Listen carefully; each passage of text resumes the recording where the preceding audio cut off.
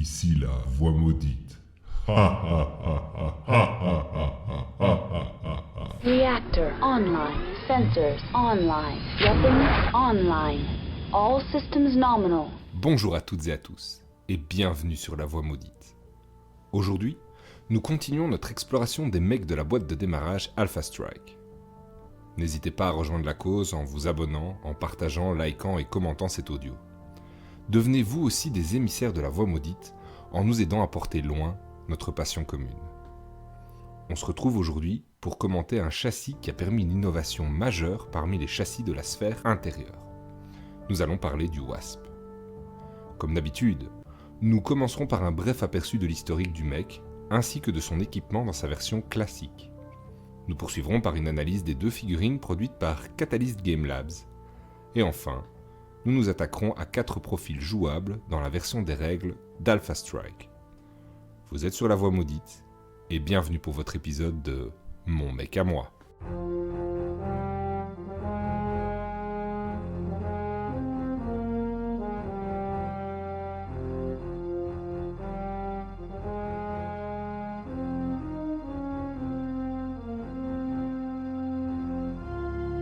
Introduit en 2464 par General Mechanics comme une tentative de créer un battlemech de reconnaissance rapide et maniable pour l'hégémonie terrienne, le Wasp, ou la guêpe en français, est connu pour être le premier mech capable de sauter, ce qui à l'époque était révolutionnaire.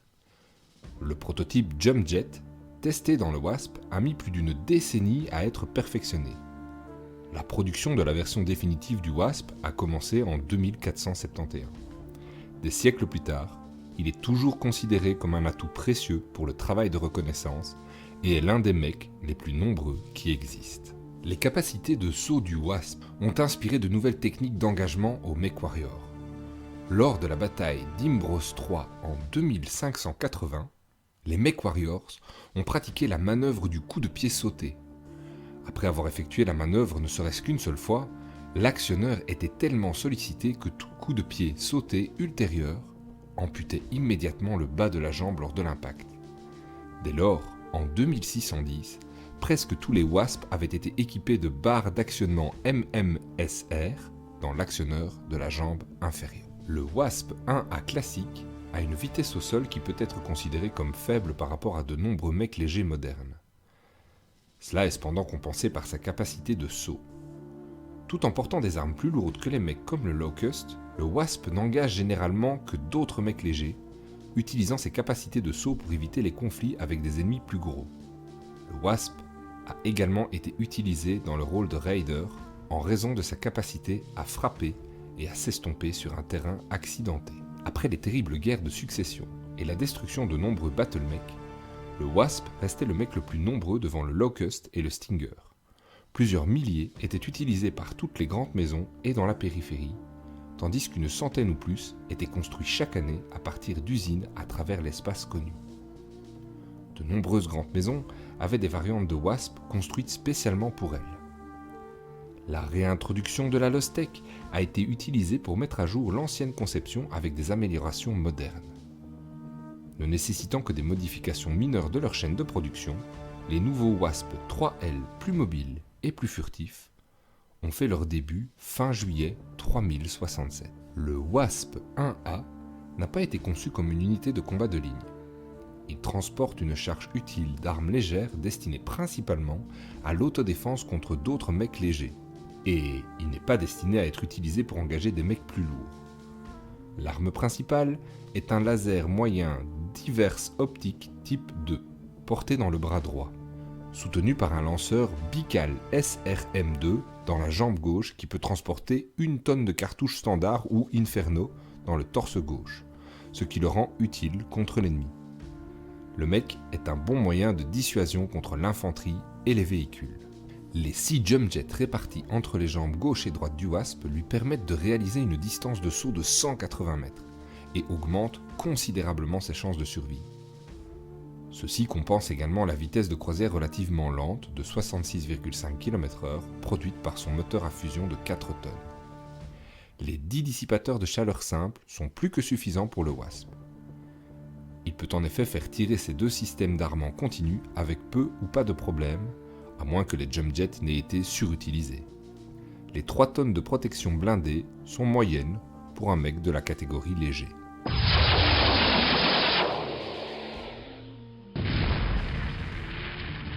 Je vous propose à présent de nous attarder aux figurines. On peut retrouver les 2 figurines produites par Catalyst Game Labs dans la boîte de démarrage Alpha Strike ainsi que dans la Inner Sphere Battle Lens, référence 35723. Les 2 figurines ont une pose différente et c'est assez marqué pour une fois.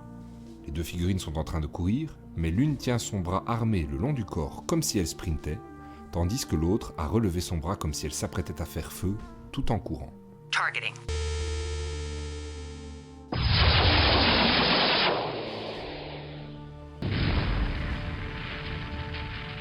Je vous propose à présent de passer en revue les cartes présentes pour ces 2 versions.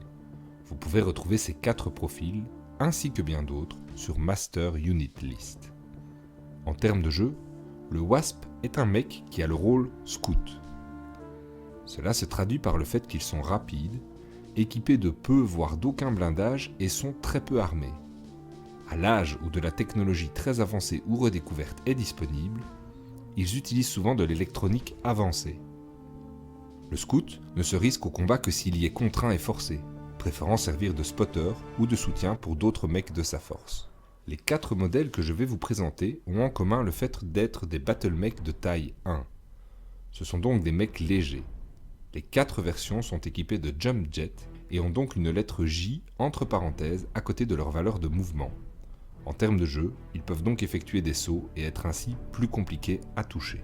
Le WSP-1A, ce modèle coûte 14 points, il a un TMM de 2, un mouvement de 12, il peut infliger 1 point de dégâts à courte et moyenne portée, il possède 2 points d'armure, 2 points de structure, il n'a aucune règle spéciale.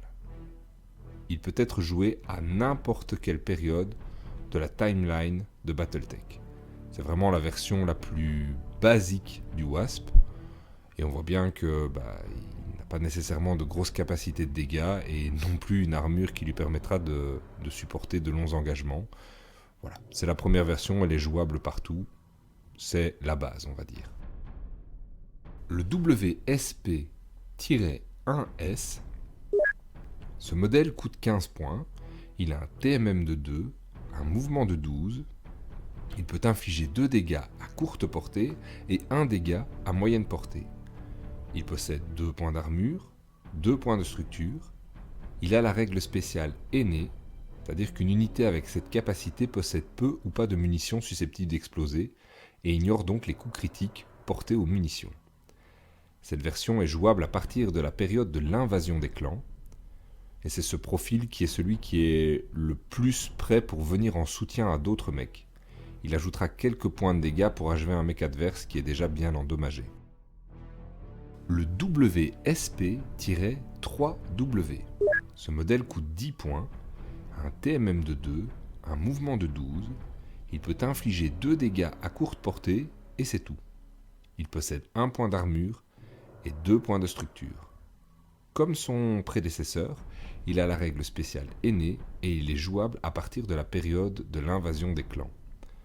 Je pense que c'est vraiment un mec qu'on pourra utiliser pour agresser vraiment à courte portée ou finir à courte portée les mecs adverses. Il devra vraiment être utilisé en soutien de mecs qui proposeront des dégâts de plus loin, profitant de son mouvement et de son saut pour pouvoir éviter à son tour les tours adverses. Mais je pense qu'au premier tir, ce sera un mec qui explosera. Maintenant, c'est compensé par son très faible coup en points. Enfin, le WSP-5A.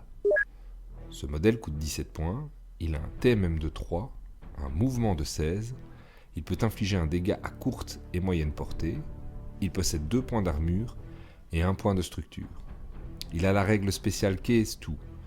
Les unités avec cette capacité ont une protection supérieure contre les explosions de munitions et peuvent ignorer les coups critiques de type munitions touchées.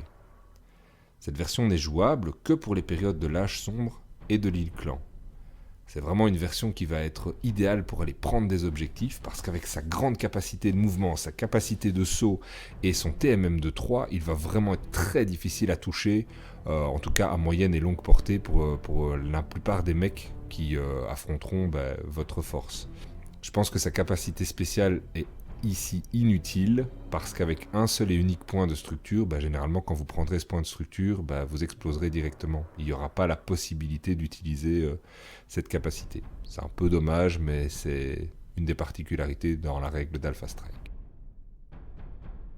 En conclusion, je dirais que peu importe la version, le Wasp va très peu vous servir à agresser votre adversaire. Il va plutôt être là pour prendre des objectifs. Certaines versions vous permettront néanmoins de pouvoir mettre ce petit point de dégâts à courte ou moyenne portée qui vous permettra du coup d'achever peut-être un mec adverse déjà bien endommagé, ou d'aller mettre un dégât critique via les atteintes des points de structure. Voilà, il faudra pour le faible coût trouver quand même une complémentarité avec d'autres mecs de votre lance pour pouvoir trouver un intérêt autre que la prise d'objectif sur la table de jeu d'Alpha Strike. Et voilà, cet audio touche à sa fin. Je vous remercie d'avoir pris le temps de m'écouter jusqu'au bout. Faites surchauffer votre engouement et retrouvez-nous vendredi prochain pour un nouvel épisode de l'univers de Battletech. A bientôt sur La Voix Maudite.